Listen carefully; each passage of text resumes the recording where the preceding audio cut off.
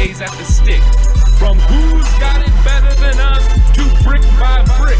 It's always the 49ers way, from off-season to game day. Yeah, we talk back. It's the 49ers Cutback.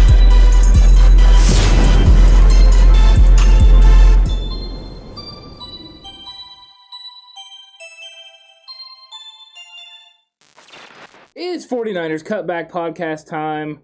Welcome everyone to the live stream Q&A edition. If you have questions, hopefully we have the answers. If not, we'll just have a nice conversation about it.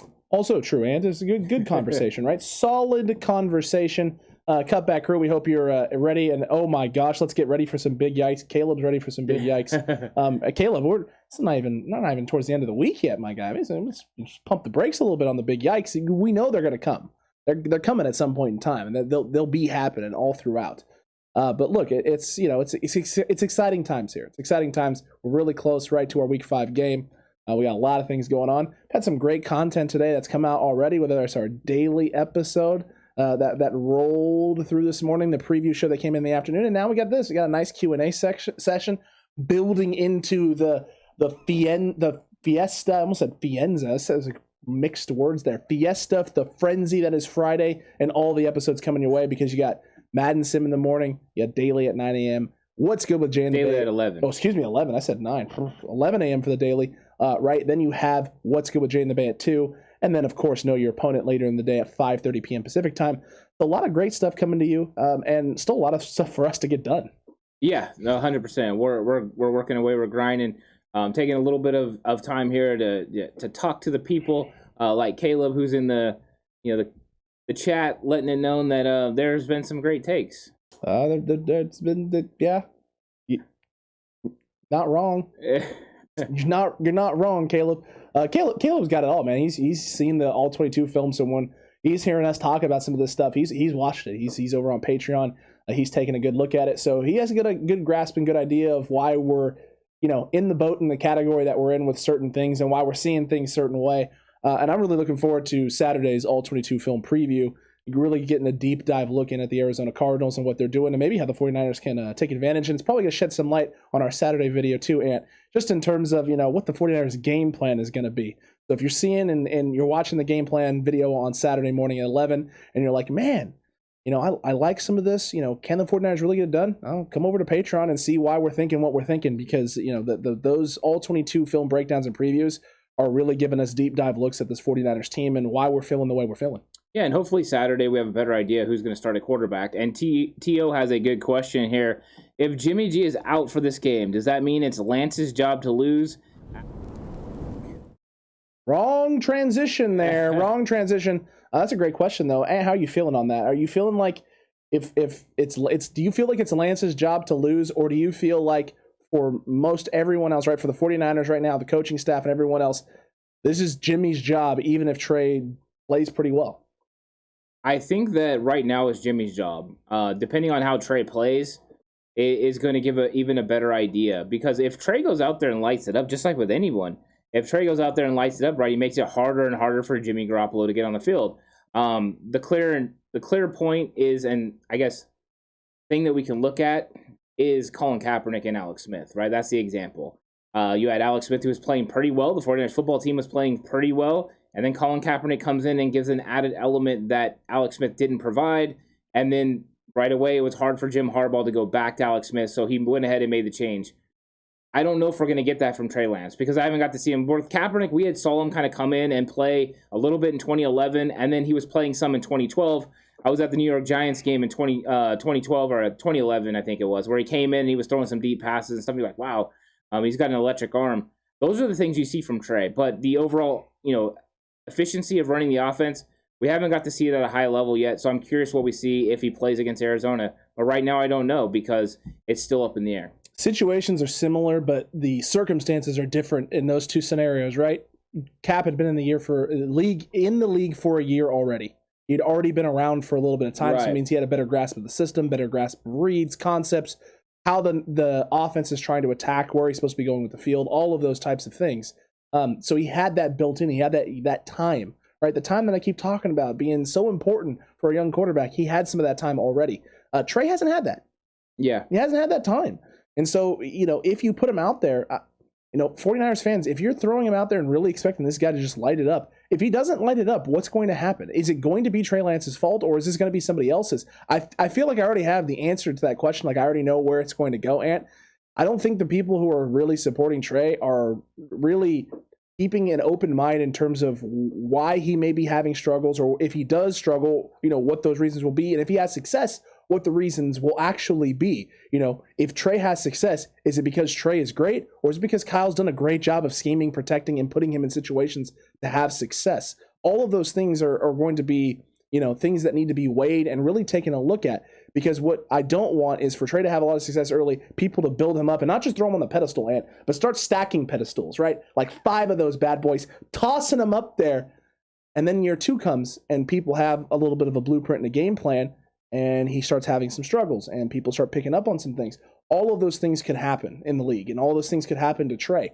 Be realistic about where Trey is. Be realistic about his weaknesses, because if he is, when he's struggling, if you know why he's struggling and are realistic about it, Ant, then it's going to end up being something that is good for you, because you're going to understand why he's struggling and how he can fix it.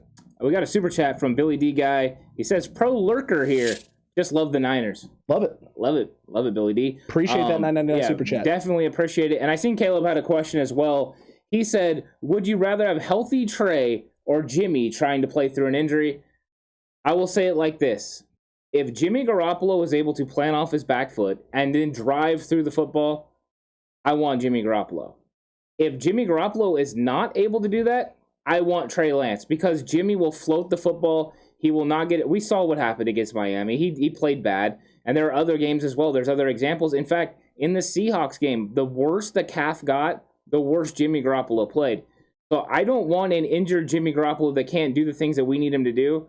So in that case, I would definitely want Trey Lance, because I'd want his athletic ability and just the possibilities that he could create. Correct. I mean, I just want... I want a healthy Jimmy Garoppolo, but look, at the healthy Jimmy Garoppolo may not be a possibility right now this week. It could be in a couple of weeks, because you get the bye week coming up, and you may be able to get healthy by that point in time, and by that point. But a healthy Jimmy might not be possible, 100% anyway.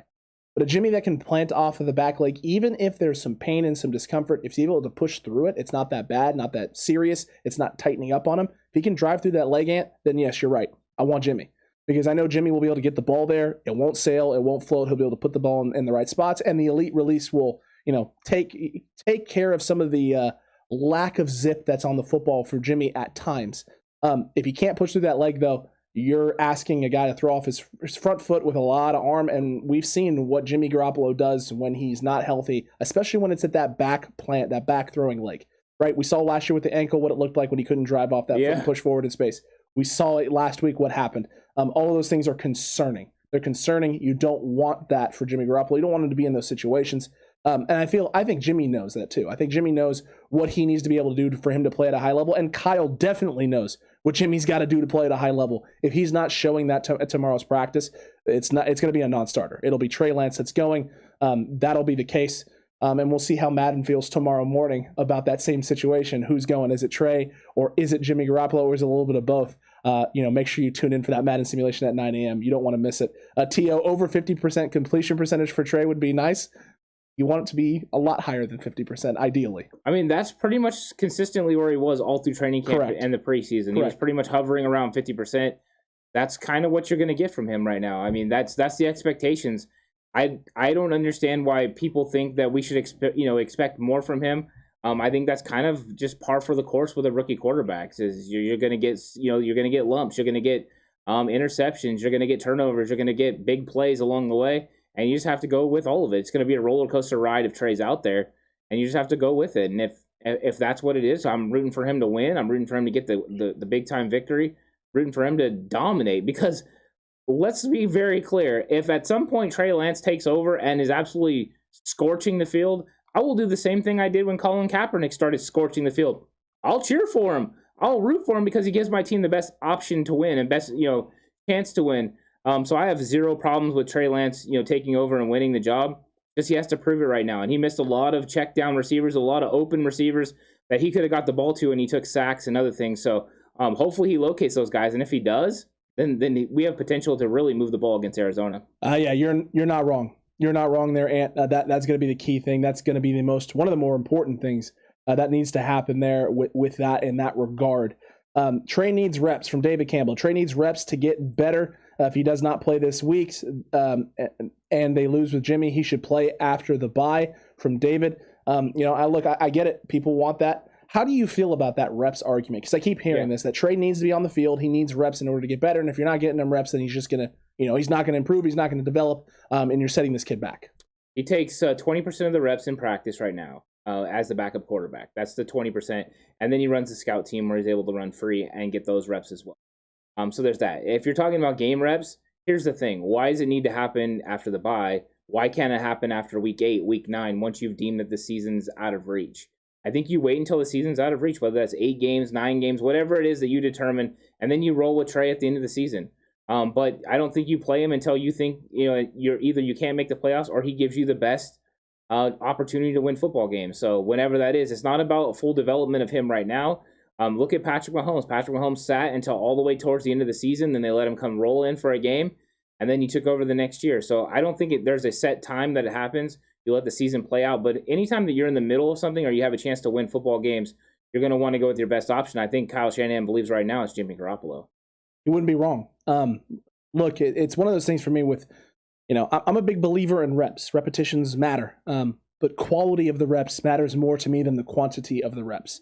Being able to go out there, execute, feel comfortable with what you're doing and doing it at a high level is just as important as you taking 100 reps or 100 snaps in practice. If you take 100 bad snaps in practice, that is not good. That's not a good thing for you. And if you're not comfortable out there doing what you're supposed to be doing and you're not able to go out there and read and make the reads you need to do and put the ball in the right spots and get the ball out on time when you're supposed to and connecting with your receivers and getting your guys in and out of plays. I mean, we saw when we went to the Levi's practice, right? The Levi Open practice. We saw a frustrated Kyle Shanahan with Trey Lance in terms of checking in and out of plays. Yeah. Trey canned plays that he shouldn't have canned. He got out of a couple plays that he shouldn't have. And Kyle was visibly frustrated, visibly. Mm-hmm. And it was a little shocking because I didn't expect Kyle to be frustrated about that. You expect your rookie to make those kind of mistakes. But it's obviously something where Trey's either shown something enough where Kyle feels like he should get it, or, it's one of those things where it was a read that Trey's made before and maybe he just misdiagnoses it and misses it. And Kyle's sitting there going, no, you're better than that. Come on, man. I know you can handle that one. Like that one, you should be able to get us in and out of and get into the right set and formation. So Trey, the important thing for me isn't necessarily quantity. I don't care how many reps he's taking, so long as they're quality. If he's taking quality reps, I don't care if it's, like you said, 20%, 10%, 50%. If they're quality repetitions, then Trey's actually going to be learning. He's actually going to be improving, and his confidence is going to be building. If you give a guy 75% of the reps and they're all garbage, they're garbage reps, they're trash, he's missing the things that he shouldn't be missing, he's not throwing the ball to the right spots, there's no confidence building. There's no confidence building in the team. It's wasting time. You're 100%. You're wasting reps for everyone else on the football team. Correct. You can't just throw a guy out there to throw him out there. And that's what I mean. Kyle is being very particular about the situations he put Trey's in right now because he knows there's things that Trey can't do very well and that he's still figuring out. So why put him out there and run a bunch of reps through those types of scenarios when he's not going to execute the way you want? He's not going to have success in those situations. For me, I think Kyle's handling this exactly the way you should. Ease this guy in. You don't have to throw him into the fire. The only reason to throw him into the fire right now, right, is if Jimmy can't go this week. Yeah, and you know what? I see people talking about him throwing in double coverage and stuff like that. Let's be real clear. After watching the All-22 film and really breaking it down, he should have thrown 65%, 70% of his completions. 100%, yes. Because they were just sitting back, letting him complete balls underneath, and he had open receivers. He was missing receivers. He was looking to the wrong side. He was forcing footballs to Deebo Samuel. Yes, Deebo Samuel. Consistently going him instead of a wide open Brandon Ayuk. He's staring down receivers. He's not. Gary was saying that, and he's been saying that the last couple of videos throughout the last few days, and Gary's right. He has been looking at wideouts. He's not looking at coverage. He's not seeing what is happening on the field, and because he's looking at receivers, zones can play his eyes, take away the thing he wants, and then his footwork is not where it should be right now, and he's getting his hips to the line of scrimmage and trying to take off. Yeah, 100%. I mean, it's just unfortunately, right now, I'm hoping that Trey's going to have a huge jump, right? If he plays against Arizona, I'm hoping he's going to find those open receivers. If he does, he's going to get it going early, and then this defense is going to have to creep. And once they do, then he can take those shots that he wants to take. He just didn't show it on film. And like I said, whether that's him being unprepared, where he wasn't ready to go and wasn't able to run the game plan in that type of situation, then that is what it is. But it didn't show on film. So I don't know how anyone is getting excited about the potential of Trey Lance to win football games this year off of last week's performance. I don't care that he scored 2 touchdowns because in those situations, especially the last touchdown was because Seattle was letting them move methodically down the field to use the clock. The first touchdown was because of an absolute breakdown in coverage where the corner ran inside and allowed the play to go down the field. I'm glad he found the guy. I'm really excited about that. That's a big move from Trey. I'm just saying that you can't just say, oh, he scored 2 touchdowns, so he's better than Jimmy Garoppolo. That doesn't fly. David, that is why he needs to play. How will he get better at reading coverages? Practice, film, film, practice. Yeah. I mean, I can tell you right now, we started watching the L-22 film. I've never played a lick of NFL football. And when Seattle in that second half came out in base cover 3, it was very obvious on film that it was base cover 3. There's no guessing. There's no, I think this might be cover 3. It's cover 3. The corners are showing and bailing. You got 1 safety over the top, and you got 8 guys in the frickin' box. There's no need to guess. Yeah. That's something that Trey should be able to diagnose and should be able to know, okay, I got cover 3. We got a zone beater. I got 3 to the top. I got 3 to my right. I got 2 to my left. Let's go to my strong side first where my number advantage is. Let's see if I can't find the soft spot in the zone based on what they're doing, where these linebackers are in space, and go from there. Consistently, Trey Lance is going to a specific guy, Deebo Samuel. And Kyle Shanahan, got to give him credit. Recognized that, right? That he's really relying on Deebo and literally calls plays back to back and puts Deebo on the side of the field that he wants Trey to then read in order for Trey to actually find the open guy in space. But that's not what you want out of the young man. You don't want him to be so enamored with one guy that he's unwilling to fully look at what's going on in the bigger picture of what's going on around him. And the film room is where that is going to help him, or should, in theory, help him the most, because you can look at those things and you should be able to pick that out yourself. Man, I seem to be going to Deebo a lot. Man, I'm looking at Deebo a lot. Yeah, he's going to learn a lot from the film. And if you're just talking about, if you guys just want it to be a learning experience, Trey to learn on the fly, you can throw him out there, and just like the other guys are doing, their rookie quarterbacks, throw him out there. And we watched this season, okay? I've heard people saying that he would win double-digit games. No, he would not. Not from the Trey Lance that I saw last week. Maybe he'll prove us wrong this week against Arizona. Correct. But I haven't saw that. So if everyone's ready for the season to be done, no playoffs, no opportunity at any of that, you're right. Roll with Trey Lance. Give him the opportunity. Let him go succeed and fail and learn on the fly, and then explain to Trent Williams, George Kittle, and all of these other guys that are out there playing injured, that have worked all off season, that you're ready to turn it over and just look forward to next season. That's not how you handle it as a coach. And if you ever want to know how a coach loses a locker room, that's how you do it right there. Throwing away a season for one guy. Yeah, you would understand if you came into a situation where you didn't have a veteran quarterback, but they have a veteran quarterback. So correct. That is that. You can't do that. No, you can't. And you know what? It's unfortunate that Trey he's just not ready yet. And there's nothing against him. I mean, a lot of these guys aren't ready yet. I mean, they're just not. What rookie quarterback has looked ready? Right? There's not a single rookie in this.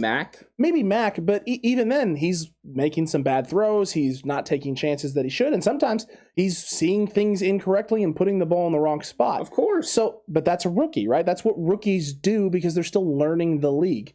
Look, and David Bender asked a couple great questions. He asked, do you think Jimmy is worth what we pay him? He hasn't been on the field. So, I mean, obviously, we haven't got what we've paid for because Jimmy hasn't been healthy and hasn't been available.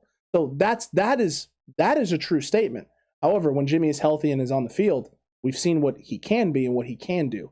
So it's one of those things, it's a catch-22 scenario, right? You paid him because of what you knew he could be and what he could bring to the table. And unfortunately, it hasn't panned out that way, which is why you made the move for Trey Lance to begin with in the first place, right? Because even if Jimmy gets it done this year, you can get rid of the contract, save yourself $25 million here next season, and roll with the young man going into the future. Well, and I think this is why they kept Jimmy, though. No matter what the money was, they kept Jimmy because they knew they needed to get Trey Lance ready. And once Trey Lance is ready, he's going to take over this offense and hopefully take it to all new heights. From a franchise standpoint, I don't think Jimmy G has lived up to the contract that they signed him to, 100%. No. I think he would tell you that. In the same regard, you know what you're worth? Whatever the team is willing to pay you. Absolutely. So Jimmy G is worth $25 million because someone was willing to pay him $25 million a year. But I think the franchise, at the point when they signed him, they kind of needed to do it. He had come out and he had tore it up at the end of 2017. You didn't want to lose this guy in that opportunity. You got him for a second-round pick. Everything you had heard and saw was this guy's going to be able to get it done, and ultimately he takes you to a Super Bowl. I don't think it's a complete loss, but I definitely don't think they got everything out of the contract that they wanted, and now next year they'll probably move on, and they'll go with Trey Lance, and Trey Lance will roll, but we need to make sure that Trey Lance is able to roll, and it's one of those things. Do you want to compete now and then be able to compete later, or you just want to compete later? That's really what you're looking at. That's the whole decision behind having the two quarterbacks. And for me, it's a non-decision. It's really a non-decision. This roster is built to compete right now, so you got to do that right now. SG Sports, you got a couple really great questions, and we're going to get to those here in just a second because I wanted to get to this. Will looking at film improve Trey's CPU processing speed? Ant, is film really going to be able to help him process it quicker? Yeah, it does. If it didn't work, why would they spend so much time doing it? Correct. It's really that simple because then once you understand what you're looking at, once you understand coverage as far as where guys are lined up, whether that is leverage, okay, your guy is, lined up with an outside leverage here. He's in a bail technique.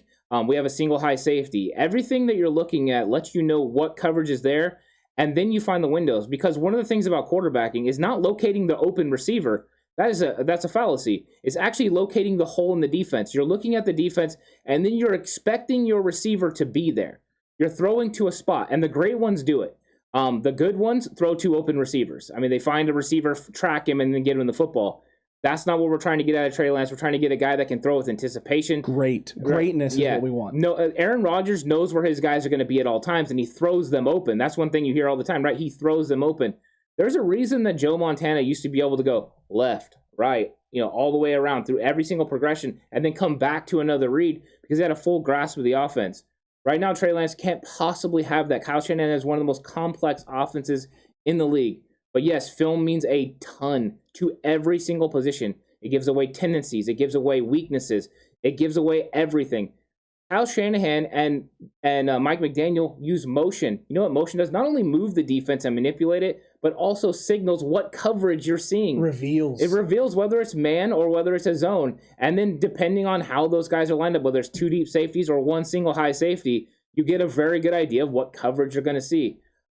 The corners alignments also let you know what coverage is going to be. It all plays into it. And think about Peyton Manning used to come to the line of scrimmage. Ultimate film guy would come up, look at everything he saw. Oh, check, move everyone around, and he'd find the open guy. Well, this is what I mean. Film is the key. It's the insight into what your opponent wants, what they want to do, what they're seeing, and how they want to exploit. Perfect example of this is in our All 22 film preview on Patreon last week. We talked about how in the film breakdown, the 49ers on motion against the Packers, right? On motion, Ant, were flipping their safeties. So you'd have Jimmy Ward deep, they would motion across the field, Tart would go back, Jimmy Ward would come up in space. What did Seattle do? They saw that for 4 quarters and came out, overloaded the right side, motioned Freddie Swain across the formation, and expected a flip. They expected Jaquiski Tart to drop back in space and Jimmy Ward to come up to play that sort of man cover one look. Yeah. No. We're going to put Azeez Al-Shaair, the linebacker, on that side. He's just going to bump out now and pick that up, and we're going to bring Jaquiski Tart off the edge. And guess what? They ran short side of the field, and the 49ers blew it up. Why? Because they put something on film, and they knew that they would put it on film, and that Seattle might pick up on it, and then had a call and an adjustment ready just in case they came and tried to do something just like that, take advantage of something they saw on film and use it to benefit them. Didn't benefit. It actually ended up working against Seattle and in the 49ers' favor on a big third down situation. And Jag there with the $5 super chat. If Jimmy is healthy, do you think Shanahan will have the confidence in Trey to increase his amount of plays in this game? Jag asked this question as G asked this question essentially with, is it Trey or is it Jimmy? Ant, how are you feeling on this? Yeah, I think that even if Jimmy plays, if Jimmy's the starter, I do think there's going to be an increased role for Trey Lance in this football game because you have been able to put more time in, right? Trey's getting all those reps. Trey is getting a game plan that is built for him, so you're going to feel confident in that game plan going forward. So you can use both these guys in a dual threat role. The one thing that I think a lot of people are forgetting and is that Isaiah Simmons is going to be somewhat of a neutralizer for Trey Lance in the run game. If you can get Isaiah Simmons manned up with Trey Lance, that might be a matchup that Arizona feels confident in. And I think if I was them, I would as well. Now, I think Trey can create, but we'll see what happens if he gets somebody on him that's that athletic, that's that size, that can do all the things that he can do. You're not wrong. It's going to be very interesting indeed for that and whether that is the case or not. Thoughts on Stephon Gilmore getting traded to the Panthers? You kind of predicted it and called it. You kind of put it out there that the Pats weren't going to cut this guy, that someone was going to come in the last hour and make this deal. Look, the Niners didn't have the capital to make that move. It wasn't going to be something they could get done. Yeah, ultimately they looked into it and just didn't think a 6th-round pick. Number one, I don't think they have a 2023 6th-round pick. But they weren't going to be able to do that. They didn't feel like a rental because he's going to want $15 million in the offseason per season. That's what they came out and said. 49ers aren't paying a cornerback $15 million. They don't value cornerbacks that much. As much as I would love them to do it, they just weren't going to do it. No, it's just not the case. It's not going to happen. It's not. It's a no. It's a non-starter there. We know that's not the case. Look, a couple other really, really good questions here. Thoughts on Joey Sly? Worried about consistency with him and hitting field goals? I heard you on he's on fire. 79%. That's a little bit concerning, but the only good news is of the kickers they brought in, he's the only guy who's kicked this year and kicked with some success. So I guess there's that. 45 yards in. I'm feeling really very good about it. Extra points, feeling good about it. Anything beyond that, I'll be a little bit nervous. So here's the key. Move the ball, get inside 45 yards. Convert in the red zone if you can, and make sure this guy only has to kick extra points. If you do that, you're going to be just fine. Grimace here with a great question. Are you surprised by Debo this year, and is Ayuk in full sophomore slump mode, Ant? I am not. I have been a big-time fan of Deebo Samuel and what he can do. A lot of the things that people have said about him has kind of shocked me that he was a gadget player because I thought this guy was a full-time, big-time receiver in this league, and he's just proving it. He's finally healthy. I think we would have saw this sort of production from him last year if he would have been healthy. Unfortunately, he came in, he wasn't healthy. He had the foot, then he had the hamstring. He's just never able to get going. Now, as far as Brandon Ayuk goes, Brandon Ayuk would have had a pretty good game against Seattle. The problem was the quarterback couldn't locate him. No, Brandon Ayuk in the second half of that game is wide open. Brandon Ayuk is showing a little bit of emotion at times. He's like waving his arms, throwing his arms a little bit, which I haven't seen body language-wise. It was like, will you get me the football, please? So I think he was a little frustrated. The one especially that sticks out is when Lance rolls out, and he ran the little inside slant. He's open. Trey misses him. Yeah. So then he's like, Trey starts scrambling. He's like, do I take off? Do I take off? Do I block? What am I doing here? I don't know what to do. Yeah. And the reason he doesn't know what to do is because he has a safety over the top playing outside shade, and Trey's rolling that way. He's like, well, I can't go right. I'm not open. I can't go deep. I'm not open. I can't go away from where you're rolling. I'm kind of just screwed here. So he kind of like just turns and goes to like half block, half get open, and Trey throws the ball at his feet. Right at his feet. Yeah. Oh man. You could tell there's no chemistry there between them. Now, I will say, I think Brandon Ayuk was on top of Kyle Shanahan's doghouse. I think he was out there near it. Correct. And then that was early in the season, and then now he was starting to come back. And I think, unfortunately, this game just didn't work out for him. No. And they had opportunities. He was open. He won. He won some matchups there, and it just didn't go the way we wanted it to. Is Ayuk in full slump mode? I don't think he's in slump mode. I think this has just been – I think there was a extreme high elevation for a lot of people. A lot of people went from Ayuk had a pretty good rookie campaign, right, to this is wide receiver one. I was feeling that way. There was always this thought in the back of my mind, right? If I'm feeling that way, couldn't everybody else also be feeling that way? And if everyone else is feeling that way, who's the only question mark left in that wide receiver room? Deebo Samuel. Can Deebo Samuel be a guy who can beat you? Can Deebo Samuel beat teams?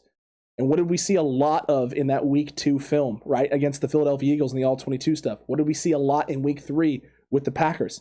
A lot of bracket coverage on Brandon Ayuk. Not in the Packers game. The Packers game, not as much.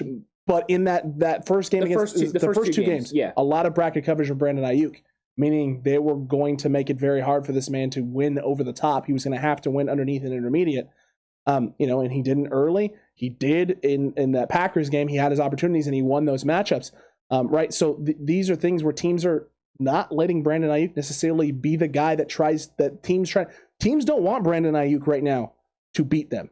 They want Deebo Samuel to try and beat them right now. And Deebo has had his moments and he's had huge games. At some point in time, and it's going to shift. You know that, I know that. But Deebo's his elevation to the area he is now, where he's leading the league in yards and receptions and run after catch and all that fun stuff. This ain't surprising. Deebo Samuel could always be that. Yeah, and then I see Lou said, he's saying to somebody else, what does it matter? We haven't been hitting on early picks. That's correct. We've been hitting on the later picks. That's kind of where the 49ers have lived in those 5th and 6th rounds. I mean, look at Elijah Mitchell, might end up being a 6th-round gem. We got Diameter on the North, looks like, and Talon Ofonga, who look like they're going to be big-time 5th-round picks. Jalen Moore. Notice he came in for Trent Williams, and no one mentioned him. Whenever you come in and get beat, dude. No, whenever you come in and they don't mention you as an offensive lineman, that is a good sign.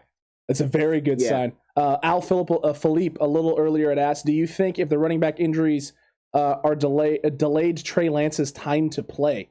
Running back injuries had no impact on Trey Lance getting on the field. No. 0. No, I think it hurt the offense overall, running back injuries. 100%. If Raheem Mostert was the running back, the 49ers would be sitting 4-0. That's 100% accurate, because there are running lanes and plays that he could have made that would have changed football games. And he is that missed. The running back position for the 49ers is a position of value. They definitely can't just plug and play anyone. I think it's been proven now. They have to have a certain level of capabilities. And me and you both believe, after watching the All-22, that they need to make sure they have a speed guy always, because that speed element's needed in Kyle Shanahan's offense. 100%, man. 100%. Eshi had asked, what are your thoughts on Elijah Mitchell and Trey Sermon? Elijah Mitchell is 1A, and Trey Sermon is number 2. He's not 1 little a. He's not 1B. He's the number 2. Elijah Mitchell has to be the number 1. Elijah Mitchell and Trey Sermon have different running styles. Elijah Mitchell is what the 49ers look for in a one-cut-and-go guy. He's got that 4.3, 4.4 speed. He's a little bit more electric, but he runs with more power than anticipated. Trey Sermon's a lot more deliberate with his running style. He's a lot more of a jump cutter, and he's not a get the foot in the ground and go upfield and get vertical, which hurts him sometimes. But he's been running nice. Especially last week, he looked pretty good. So let's see how it keeps progressing. But I would say right now, Elijah Mitchell's definitely a little bit ahead of him. Elijah Mitchell has looked better as a runner. He seems to understand where he's supposed to be in space. He hits the holes harder. That's just because he's got speed. He's got the speed to be able to do those types of things. I consider our team to have a great defense, yet others I know say it's bad. What do they see that I don't? Nothing. They're not watching the film. They're not watching. I mean, that is it. When you break it, I've heard the people that have really slandered DeMeco Ryans and Kyle Shanahan's play calling. They definitely haven't been diving into the film. If you watch it on face value and you see plays don't work and you automatically blame someone, I mean, well, if you automatically blame the coach, right? You're not looking at the play in its entirety. You're just looking at play start, play end, no gain, negative gain, not the result we're looking for. Then you can easily draw conclusions about coach bad, not good call, this no good. It's easy to do that. I don't think you can have a bad defense and do what you did to Russell Wilson in the first half either. No.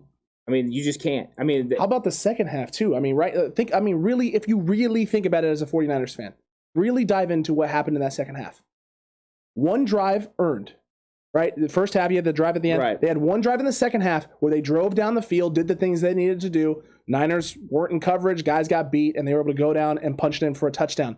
The other 2 touchdown drives in the second half, one of them is extended by 2 really bad penalties, and the other one is gifted to them at the 15-yard line by the special teams.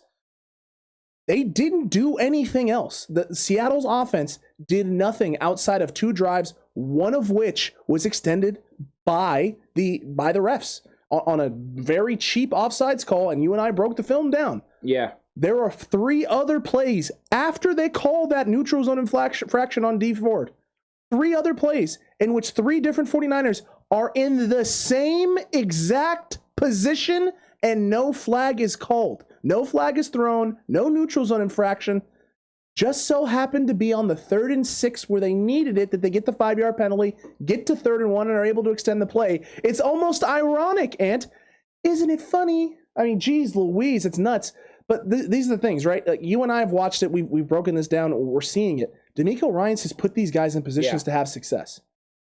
They've called and dialed things up that work and have guys getting home with the chance to make big plays. Sometimes they do, sometimes they don't. That's what has to get fixed.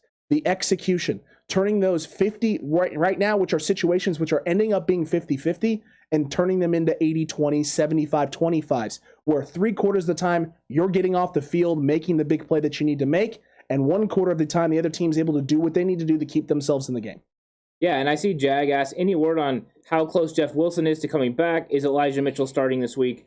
The belief on Jeff Wilson, I think, was always week 8 was kind of the target because he was on the PUP list, right? So you had to sit out.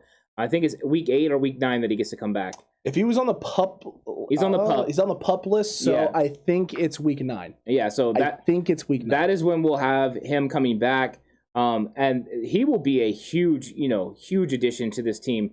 I can't wait for the days when we get that running back group together of Jeff Wilson, JaMychal Hasty, Elijah Mitchell, and Trey Sermon. That will be electric. That'll be a good group of guys to use. Jeff Wilson is going to be dynamic for this running game.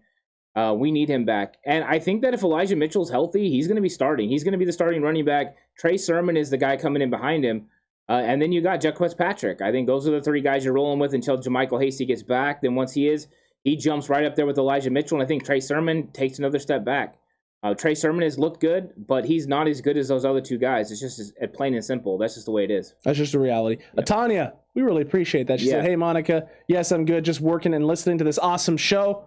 Show is only as awesome as the Cutback crew, and that includes you. Yep. All y'all. I mean, y'all make this what it is. We couldn't have the success that we've had so far in 1,900. And we're so close to 2,000. It was 2,000 by the bye. We're right there. Yeah. We're right there. Cutback crew, make sure you're sharing this thing. Maybe we'll get it in the bye week. Maybe we'll get to 2,000 in the bye week. We'll see what happens. But yeah, we've been pushing. We've been grinding for that, and I'm excited to get so close. But I'm excited that everyone's been coming through and having some great conversations. There's been a lot of great questions already. I'm looking forward to even more as people keep laying them out there. Correct. Absolutely. And there was a couple other good ones a little earlier. I know, I think SG had asked, or Grimace had asked, he didn't know who to root for tonight between the Rams and the Seahawks. Who do I take? If you're a 49ers fan right now, ideally you want the Rams to win because it puts everyone at 1-1, right? If you beat the Cardinals. But there's also that just little part of me that wants the Rams to lose and Seattle to get that win, even though they go to 2-0. Can both teams lose? I mean, what if they tied? Yeah. I don't know. I think that, I kind of want it mucked up, so I want the Rams to win because I'm hoping the 49ers win on Sunday and then make everyone in the division 1-1. And then the 49ers are right in the thick of it, right? A game behind Arizona and a game behind Arizona that they beat. So it puts them in prime position to be able to compete in the NFC West. So that's what I'm hoping for. So I'm not going to root for the Rams, and I'm not going to root for the Seahawks. I'm just going to let it happen, and whatever happens, I'm just going to live with it. But I am hoping that maybe the Rams show up and beat Seattle at home. That would be nice. That would be nice. What's your score prediction for the Cardinals vs. 49ers game, and do you think it might be a blowout? SG obviously hasn't watched the preview show, which came on before this. It was 2 o'clock today, so SG should probably go over there and check out the Lock It Up segment on that. But each of us had our score predictions. I went on last night to the He's on Fire podcast, and they asked me my score prediction too. I didn't give them my actual score prediction. I gave them the nice score prediction, which was a 17-13 San Francisco win. But my score prediction is 28-13 San Francisco. Woo! Alex is a crazy guy. My score prediction... Crazy? Yeah, you're a crazy guy. That to hold them to 13 points is impressive. 100%. My score prediction is 27-24 San Francisco. Sure. I think the 49ers do just enough. And this is kind of what we've seen from 49ers versus Arizona. Last week, week 1, 24-20 Arizona. Then you had the 20-12 San Francisco victory. So this is kind of in that wheelhouse. And I think Arizona's offense is a little bit better, but I think the 49ers defense is a little bit better. So 27-24 is what I'm rolling with. That's a good one. That's a good one. And if I'm being honest, right? I'm being honest, yours definitely has more legs in terms of the realistic possibilities. But what I'm going off of is what I've seen on film and what happens if the 49ers are able to execute start to finish for four quarters. I would prefer yours. I would prefer mine too, man. Yeah. We could be sitting at halftime. I come over at half. We getting ready to do our reaction show. Yeah. I'll bring some Mai Tais and only I'll drink them and just have a good old time and be if they hold Arizona to 13 points, talk about a message sent to the rest of the NFL. Absolute message. This This is your Super Bowl contender. This is who you bring to us. We eat those for breakfast. David Campbell, $4.99. Thanks for talking about my questions. I still want to start the Trayinator. I like the Trayinator. That's a good one. Yeah, he's going with the Trayminator. You know what? I think there's a lot of people that want Trey Lance to start. David, you're not in that boat alone. Well, hey, and I was clear, right? Do I feel Jimmy Garoppolo right now gives the 49ers the best option to win? Yes. But do I want to see Trey Lance play? 100%. Absolutely. 100%. Yeah. I mean, it's kind of the same. I remember sitting under the tree, opening the NES for the first time, getting ready to hook it up with a coax cable. That was exciting. That is the feelings I'm going to have on Saturday night if I know Trey Lance is starting on Sunday. I'm going to want to plug that game in and see what he can do. But the reason I picked the NES is for a reason. It can't do all the things that the PlayStation 5 can do. So that's why I chose it right now. It'll be rudimentary offense. So what's Jimmy? Huh? What's Jimmy? Oh, if Trey's the NES, what's Jimmy? I think Jimmy's a PlayStation 3. Hey, you know what? That's fair. Yeah. It's a couple of generations behind. It's got a sleek look to it. Yeah. Right? It's got a sleek look. It looks nice. Yeah. It does what you want it to do, but maybe it doesn't do it as great as the high-end model. I'll be honest. I completely expect my NES, though, to perform like a PS5 in that game. At least that's what I'm rooting for. That might be the greatest analogy I've ever heard on this podcast. It's absolutely incredible. And I'm glad I dug a little bit deeper, Ant. Yeah, I'm glad I dug deeper. I appreciate that. I like a good old PlayStation 3. Notice PlayStation talk on this podcast. No, none of that Xbox garbage. Oh, yeah, I don't do Xbox. No, we don't. I played it once, and then I just carried on living my life.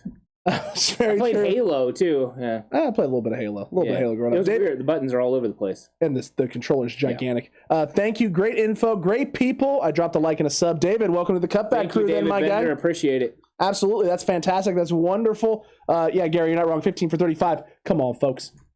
Hit that like button. We'll get a nice Gary in there. Dude, I love that somebody just brought up the Atari. I love it. Who was it? Oh, there we go. And David, by the way, was our 1900th subscriber. Oh, yeah. Shout out to David for the 1900th. He's the big 1900s and the 1900s. Brad Jones, only reason I'm on the trade train is because they can't get their normal run game going, which is hurting them. Reckon Lance can help out more. He's not entirely wrong. To an extent. The thing is Elijah Mitchell's also going to help that. Correct. But you're right. Trey Lance does make it a little bit more difficult. You can leave guys unblocked. They have to account for him. So it's a different type of running game. Correct. Absolutely. And we saw that when they went a little bit to the read option stuff. It froze linebackers. It made them come down and play and respect Trey. That's always a good thing. I remember hooking up my Atari 2600. I'm even older from TO. Wow. Atari 2600. Dude, Atari 2600 was legit. I don't know if you guys ever played Donkey Kong. Yes. Fantastic. Another one, I'm wondering if anyone's ever heard of this that's listening, ColecoVision. I was down with the ColecoVision. We used to have game night when I was a little kid, and I used to play Ladybug, which is like a version of Pac-Man. Holy cow, dude. Fantastic game, by the way. I loved it. It was fantastic. Ladybug. That is the name drop of name drops. Dude, it was so good. I'm not going to lie. I woke up this morning feeling like an old man. I'm good. Yeah? I'm good. What, you're saying I'm older? No, it's just I don't remember Atari at all. You don't know what Atari is? No, I know what it is. Yeah. I don't remember it though. I was so young when it was a thing, and like when my dad was using it. Dude, I don't remember the Atari. Dude, I don't remember the Atari at all. Atari was crazy, man. That was before NES. I barely remember the NES. That's how young I am. I barely remember the NES. The SNES was my childhood. I was so good at NES. I could beat Super Mario going through every single level with one life. That's that a boy. Just all the way through. No warps? No, don't need to. Oh man, I just took the warp. Yeah. I had too much fun with the last time I played, I went on there and literally ran the whole entire thing in one life. Holy cow, man. Yeah. That's you're doing. I may have spent way too much time doing it. To say a lot of time there as a kid. My dad wouldn't have let that. On a personal note, how is your fellow reactor doing? We've been praying for him to get better and coming back to the show. So far so good from what we've heard. He's doing fine. He's progressing. We can't see him because he's in the hospital. So. Correct. But yeah, he had surgery. I mean, we're hoping he's going to get better here pretty soon. I haven't heard any negative reports. Everything so far has been good progress. I've been talking to him every day. I've been texting him every day, and I mean, he's ready to get out. He's ready to get back to life. But everything's a slow pace, and he was feeling so bad that things had to happen. So, but yeah, thanks for your prayers. We really appreciate it, and hope Horse gets well really soon, because we missed the big guy. Oh, we missed the big guy indeed. Yeah, lock it ups just aren't the same, man. No. Neither is Cutback in times. They're just not the same. I like a breakout game.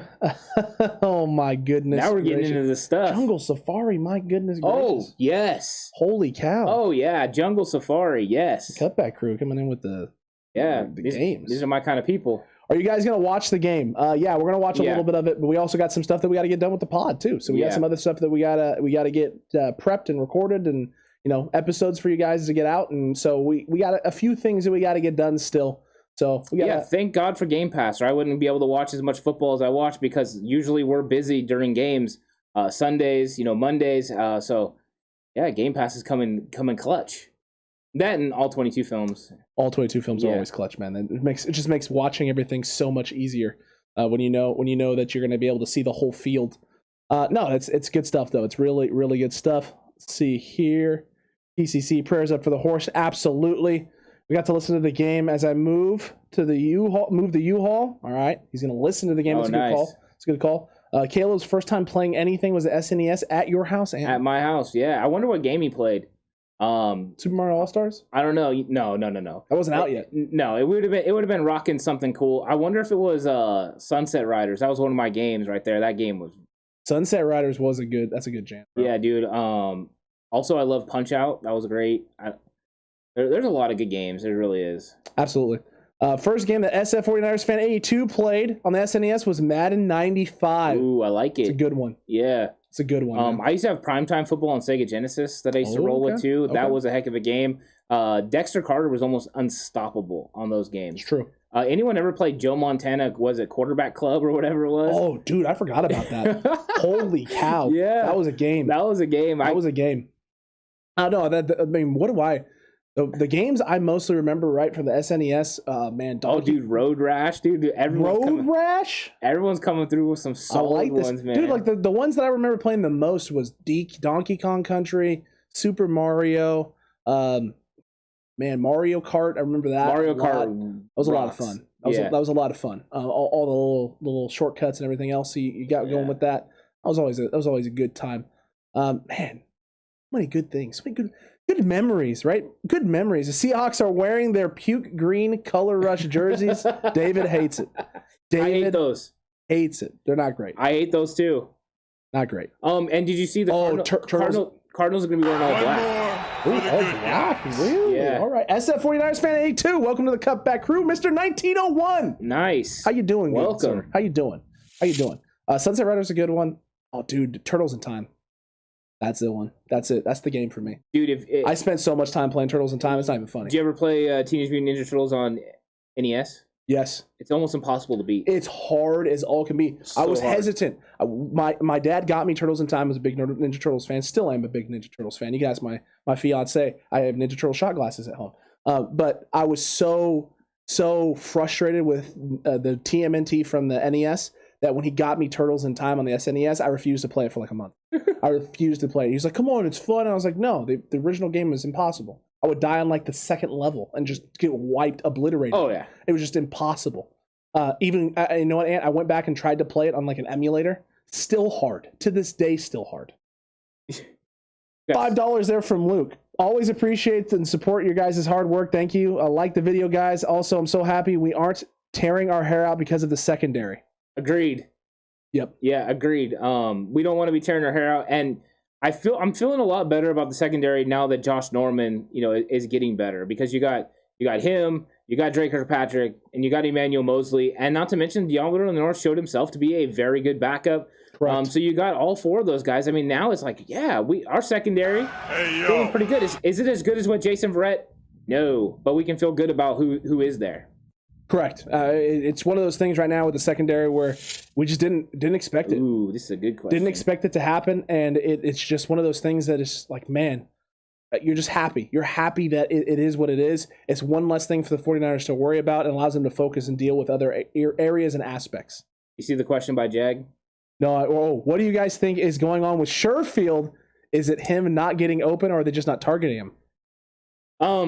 He's not getting open. No. Okay, so he looked fantastic against Detroit. I mean, he went in there, he ran the whip route, he looked good. Great against Detroit, great all preseason, great in training camp. But this all-22 film, he had opportunities, he played snaps. It was an increased role from what he saw the week before against Green Bay, and he didn't beat one-on-one coverage. Not at all. There were times when he should have beat one-on-one coverage, and he just didn't. There were a couple of times where he was open and he was missed. We'll say that. So it wasn't like he just, pooped all over the bed and didn't do anything. No, that's not at all what happened. But he's not winning as often as he used to. Yeah, so I don't know what exactly is going on there. I'm looking forward to actually seeing him on film again this week. Maybe we'll get a better idea. I've going back to back, kind of looking at everything that he does. But yeah, he did not win one-on-one battles very often in this game, and that was a little concerning because we talk about this in the all-22 film is when you get situations where Brandon Ayuk and Deebo Samuel aren't out there together. And the 49ers don't have the receivers to get it done without both of those guys out there. Correct. They're just not. Monica, where is Megan, by the way? She is right now dealing with work stuff. She's handling that. I think she probably just got off about maybe 15 minutes ago, and she's taking care of dinner tonight. So she's all dialed in. So what'd she make me? I don't think she made you anything, unfortunately. Wow. I know. Wow. I know. Just rude, right? It is. It's terrible. She'll bring me Jimmy John's, and she won't make you no dinner. That's just the worst. Terrible. It's just the worst. She's such a bad fiance for you. I know. That she doesn't make me food. Love you, sweetie. Absolutely love you to death. Yeah, I love Colts fans. I love Monica there. Uniforms are puke-tastic. That's great. SF 49ers fan 82. We just need to know who's starting at QB, Ant.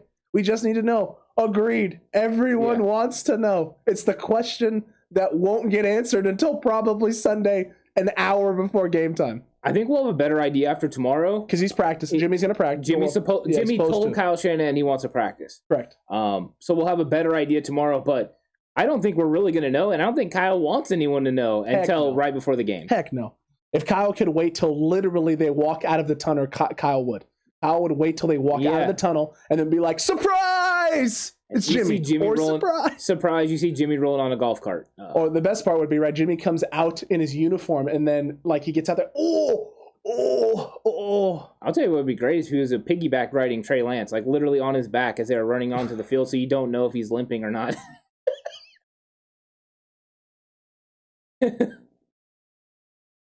That's just the imagery of that is incredible, man. It's absolutely incredible. Caleb, you're not wrong. Let's turn to a football podcast, to a retro gaming podcast.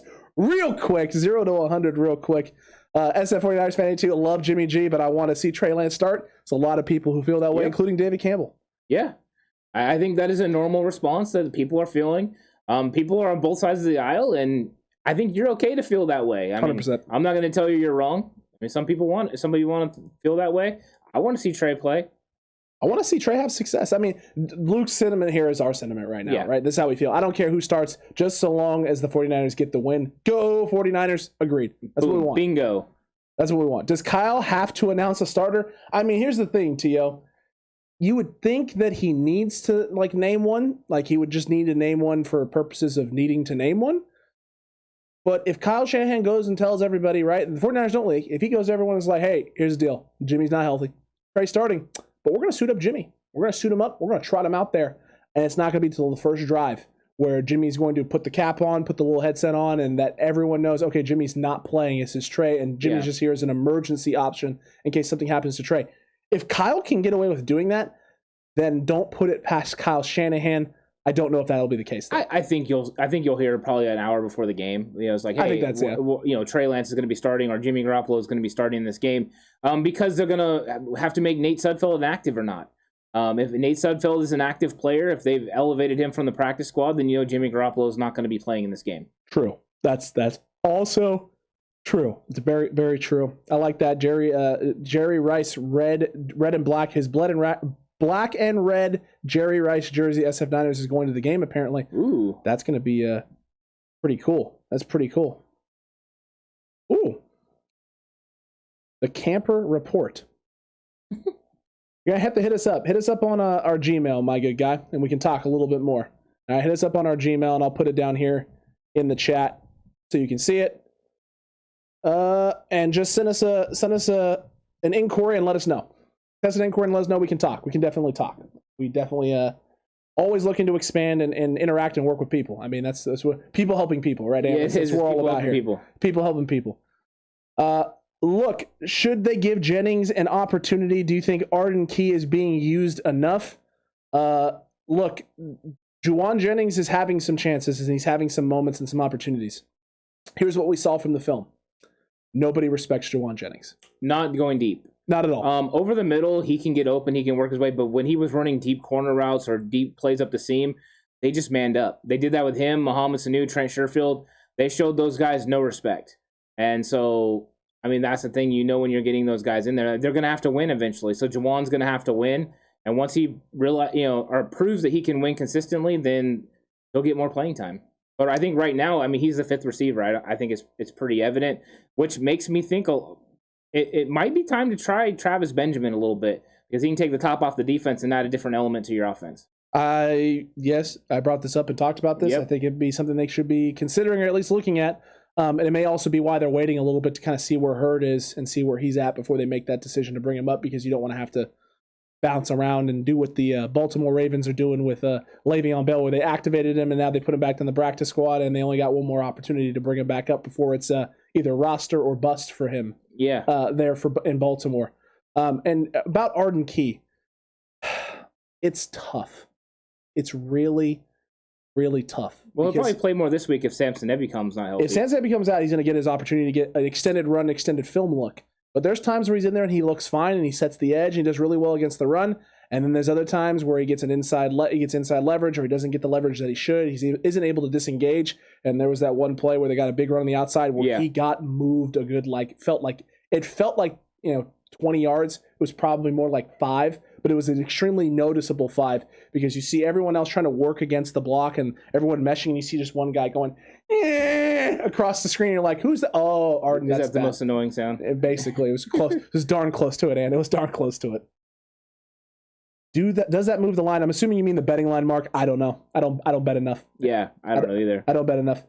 Do you guys do film videos and discuss what went right and wrong? David, we do on Patreon. Yeah. All 22 film, we do that, and that should be popping up in the chat right now. I'll tag it as well. So we do film breakdowns. We look at the all 22 film. We discuss what's going on with San Francisco. And on Saturdays, we have all 22 film previews in which we go over the opponent that the 49ers are going to be playing. Last week was our first edition and first installment of that, where we took a look at the Seattle Seahawks and what they did. And a lot of the things that we pointed out actually were things that the Seattle Seahawks did in that game. Yeah. They ran weak side of the field. We saw that on the film. We said that might be something they did. They did do that. Screens, they did do that. That 2x2 set and trying to really space out to have running opportunities and run favorable boxes, did that as well. So those all 22 film previews will give you a good idea too as well of what you could expect in the upcoming week. Yeah, it was cool to do and cool to watch because then when we saw it in the game, we knew what to expect. We knew that they were going to move a lot with motion. When Minnesota ran motion, Seattle moved a lot. So it gives you kind of an understanding of what you can expect to see in the game. And then when you see it, you're like, oh, yeah, I recognize it and I see it. So that's kind of cool. And thanks, Camper Report. We're looking forward to you contacting us. Absolutely. We'll reach back out. We'll talk a little bit and see what works for everybody. We got a pretty busy schedule right now, but we always got time. Tio was asking about when is Hurd back ever? Oh, Mark said Hurd's still in the milk carton. Let me just point this out because this is going to be tough to say. I have a Jalen Hurd jersey that is sitting in my closet that is waiting to be worn. Jalen, get healthy. I need to wear this jersey. Right now I cannot wear this jersey because I refuse to wear it until he gets out on the field. Sure. I think it's trending towards after the bye week. I think they'll activate him or open his window then, and we'll see when he comes back. But man, I want to see this guy out there. We need some Jalen Hurd in our life, and if not, just cut him and end it, please. I'm reaching that point where it's getting like, get him out there or cut him. Anthony Robertson. I can't take it anymore. What? I can't take it anymore. You can't be there already? Yeah. Jalen Hurd, look what you've done to my boy. Oh, I still believe in him. I'm just saying. Look what you've done. Yeah. How dare you, sir? How dare you? Get healthy right now. This is unacceptable. Ant is not allowed to go there. I refuse to let you go there. Matter of fact, as soon as we get off this, before we do anything else, Ant, you need yourself some Jalen Hurd highlights. You need to get yourself back into the Jalen Hurd Mark said groove. cobwebs on your jersey. No! Hey, That can't happen, Mark. Because, actually, that's false. It's not because Jalen Hurts been missing and has been doing stuff. It's because it's Spooktober. Well, it's also, spooky season. It's also because it's in protective plastic, and I pull it out and rub and make sure it stays nice and clean. It's nice and clear all the time. It smells very fresh.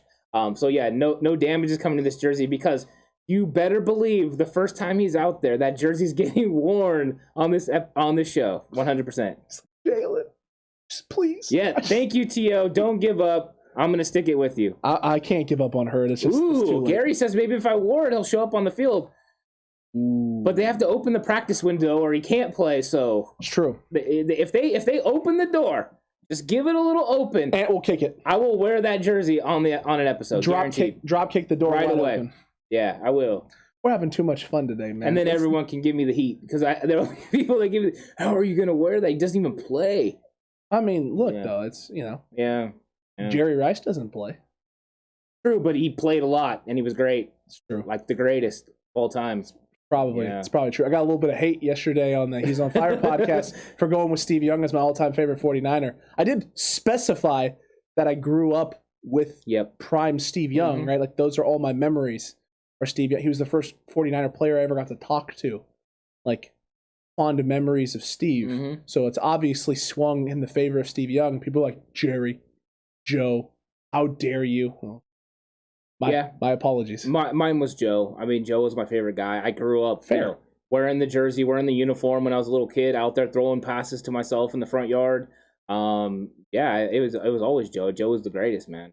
Joe's pretty fantastic. I like Steve, but that's how I like him. I love Joe. That's just how it is. I don't remember Joe Montana. You missed out. Tell me about it, man. I've seen the highlights. I've watched all the game replays. Your parents should have had you sooner, and then you would have got to enjoy them too. They didn't know it. They didn't know each other back then. It's fine. I can't fault them. It's failure. They should have found each other earlier. That's true. It's true. Not wrong. Fudged it up. Fudgehead for you. Always fudging it up, man. He always does it. Little Ant. Jerry and Steve is always good ones as well.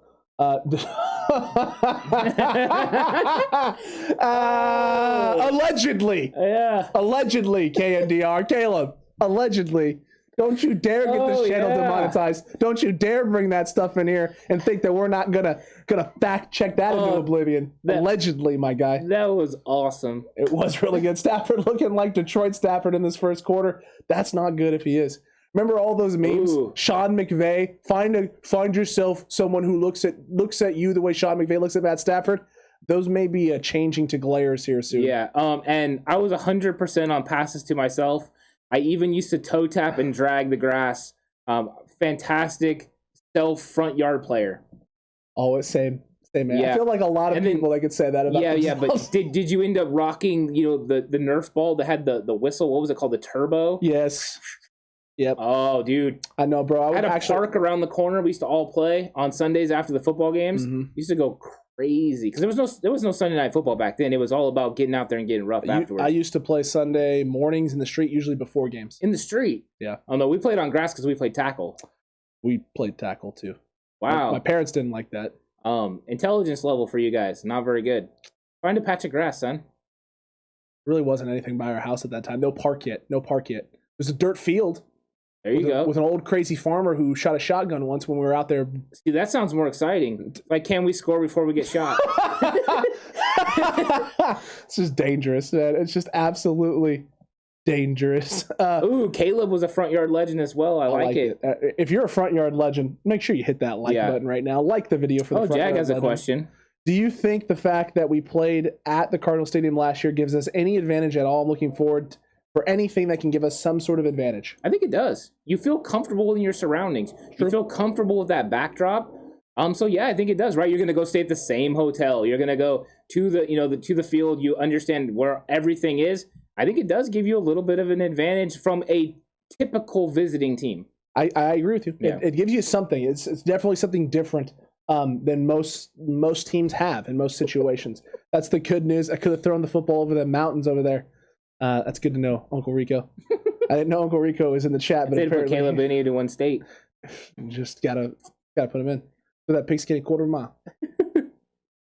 Now what we really need is a Caleb throwing clinic video. I need that now. Caleb, I need you dropping back in space from multiple camera angles and showing us how to really get it done and how Trey Lance can fix some of those throwing mechanics. That's Dude, what I really need in my life. I can imagine Caleb rocking that awesome van and selling Tupperware.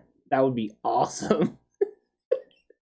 All I can think, every time that I think of that movie, dude, every time I think of that movie, I don't think of Okoriko, you know, in the out in the field filming himself throwing. I think about Chip putting the Tupperware under the tire, driving over it and breaking him, going, "Oh crap!" and speeds off, dude. That's the only scene that comes to my mind because I'm sitting there going, you know, someone has actually done that. There is some guy out there testing Tupperware who's done that exact thing right there. Probably, yeah. 100%.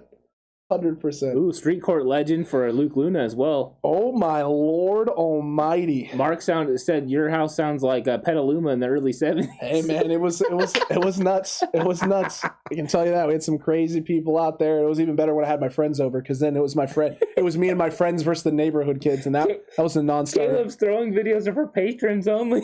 It's just for patrons only. Quarterback camp with Caleb. That's what we're going to start over on Patreon now. Quarterback camp with Caleb. Oh my gosh. And a scary real life thing, the school my daughter teaches had a student shooter threat. Oof, that's awful. No, that's terrible. That's scary. I used to work at a school. Some shady stuff happened. Yeah, it's scary now.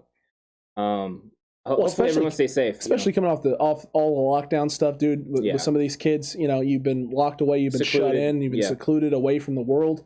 You get back into those environments now. Yep. Sometimes being away from people and then getting exposed to people, do one of two things, right? You feel a sense of relief and like sort of like a weight lifted off your shoulder, and you can like kind of settle in, and it maybe makes you reach out and branch out a little bit more. And for other people, right, you've been secluded and locked away, all that stimulation is just too much, and it can lead to other stuff happening, and that can lead to bad things. So I hope everyone's safe there. The one thing I'll say is always watch the kids' social medias. Always. I mean, yeah. You mean to tell me that kids will give you glimpses into things they shouldn't be doing on social media? Or even that your kid is being bullied or whatever. Or something else is going on? Something else is going on, yeah, 100%. Yeah, I do like what David Vilma said. NBA Jam playing as Bill Clinton. Oh, I forgot that was that was cool. There used to be all the different guys you could play with. That was cool. That's true. NBA Jam was awesome. Wore my Pop Warner uniform all day for 3 days when I first got it. Yeah. I like that. Yeah, I didn't take my All-Star jersey off from Pop Warner. My very first year of Pop Warner. Didn't take it off. Really? I wore that thing for literally it felt like a week. Yeah, it used to feel like, especially when you played Pop Warner, that you wore your uniform like all day long that first time. But yeah, I remember getting my first jersey and stuff. I thought it was the coolest. You know, I remember when I went over to the Junior Rams. I apologize again profusely. Yep. Sorry I didn't play for you. I'm sorry. I went over to the dark side and the evil empire. City. I went to the evil empire. I apologize. Yeah. But when I went over there, it was my brother's first year of tackle. And we came home. We had the pads. We had our jerseys, put everything on. So my mom can get pictures and all that fun stuff. And then my dad proceeded to teach my brother how to take a hit because they were going to be going in his first ever tackle experience game. And my dad was like, all right, Alexander, you're nice to him now. But I was sitting there going, oh, this is good. I'm going to hit you hard. I'm going to put you in the ground. I'm going to make sure I give you the elbow as I get up. That footage of that moment, too, glorious. Just glorious. You can see the absolute joy and elation on my face and the absolute fear in my brother's eyes as I completely demolish him over and over and over again. Good times, Ant. Good times. Sounds good. Fudgehead fudging it up yet again, my guy. You fudging it up. Guess what my brother didn't do after that year? Play football. Play tackle football ever again. Ruined X forever. Sorry, Zave. Love you, man. Now all he does is get girlfriends. Oh, goodness gracious. It wasn't quite as much fun as when we started practicing. Hey, practice was always fun when we were little. Yeah. And when we were younger. Oh, look, Cutback crew, we got over. We went way over what we wanted to, but we had a good time. This was a lot of fun, as it always is. Yep. Thank you all so much for the support. Everyone super chatting, subscribing, liking the videos, just sharing, just being here chatting. Doesn't matter how you choose to participate here. All of it's welcome. All of it's awesome. And it leads to wonderful conversations and a lot of good times like today was. Today was a little different, but there's room for that here. There's room for that in the 49ers Cutback.